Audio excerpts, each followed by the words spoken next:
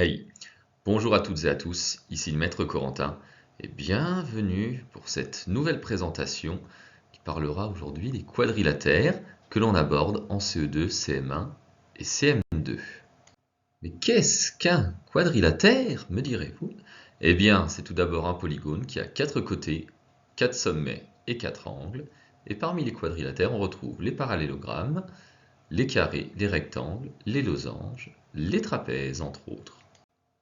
Parmi ces différents types de quadrilatères, on a le quadrilatère quelconque, le parallélogramme, le carré, le rectangle, le losange, ainsi que le trapèze.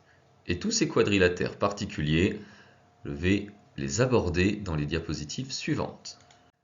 Allez, commençons par le quadrilatère quelconque, qui lui n'a rien de particulier. Ses 4 côtés sont de mesures différentes, et ses 4 angles sont de mesures également différentes. Allez, poursuivons avec le parallélogramme, qui est un quadrilatère, dont les côtés opposés sont égaux et parallèles. Facile dans parallélogramme, on entend parallèle. Et ces diagonales se coupent en leur milieu. Pour rappel, les diagonales, ce sont des segments qui relient deux sommets non consécutifs ou opposés. Ici, les diagonales du parallélogramme ABCD sont AC et BD. Alors, des parallélogrammes, il y en a des particuliers, dont 3 qui sont très connus, le carré, le rectangle et le losange. On va commencer en parlant du carré.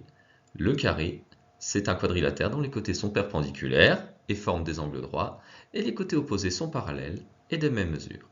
Et les diagonales du carré, elles sont perpendiculaires et forment des angles droits, et elles se coupent en leur milieu et ont toutes la même mesure.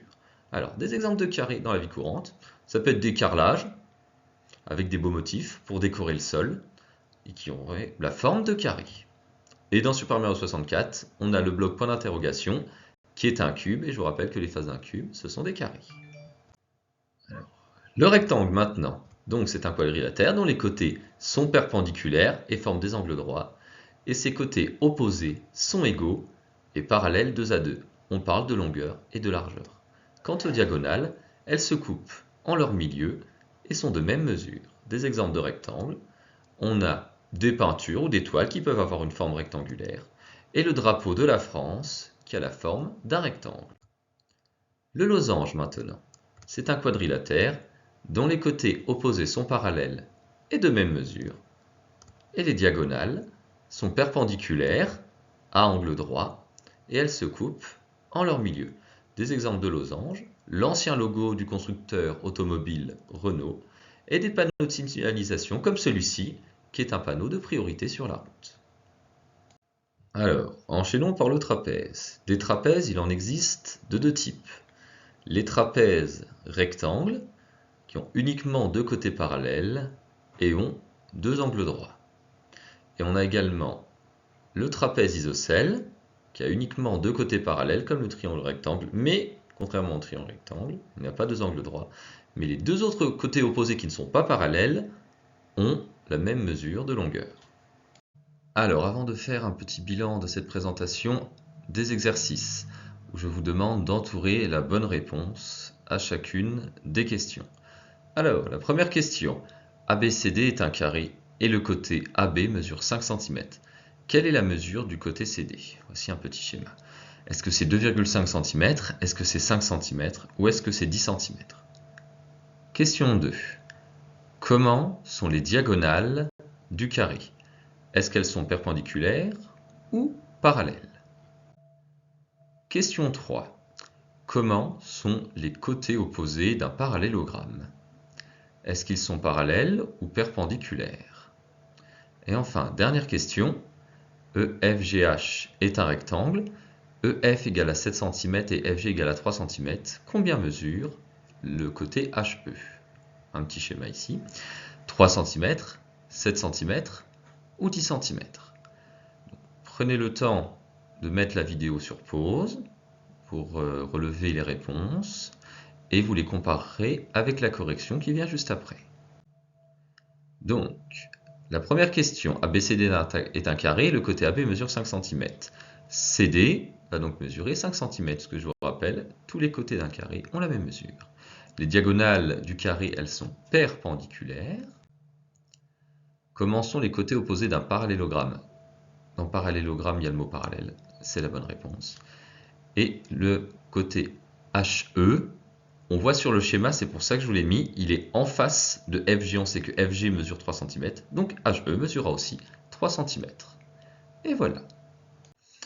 Il est grand temps maintenant de vous proposer un bilan des notions les plus importantes abordées durant cette présentation. Donc, un quadrilatère, c'est un polygone qui a 4 côtés, 4 sommets et 4 angles. On a des quadrilatères particuliers qui n'ont rien de particulier, pas d'égalité de longueur ou pas d'angle droit. On a des parallélogrammes, ce sont des quadrilatères dont les côtés opposés sont parallèles et de même longueur. Le carré, dont les côtés sont de même mesure et perpendiculaires. Et les diagonales sont de même mesure et également perpendiculaires et qui se coupent en leur milieu. Le rectangle, quant à lui, il a des côtés opposés, parallèles et égaux 2 à 2. Ses côtés sont perpendiculaires et les diagonales se coupent en leur milieu et sont de même mesure. Le losange, quant à lui, ses côtés sont de même mesure et ses diagonales se coupent en leur milieu et sont perpendiculaires. Des trapèzes, il en existe 2 types. On a tout d'abord le trapèze rectangle qui a 2 angles droits et ensuite le trapèze isocèle dont les 2 côtés opposés qui ne sont pas parallèles sont de même mesure. Cette présentation sur les quadrilatères est désormais terminée. Je vous remercie pour votre attention. Si vous avez des questions, n'hésitez pas à envoyer un commentaire sous la vidéo. Si vous avez apprécié cette vidéo, n'hésitez pas à la liker, à la partager. Si vous n'êtes pas encore abonné, vous pouvez vous abonner. Ça aidera grandement ma chaîne. Et moi, j'aurai le plaisir de vous retrouver très rapidement pour la seconde partie sur les quadrilatères, c'est-à-dire la façon dont on les trace. Je vous dis ciao et à bientôt.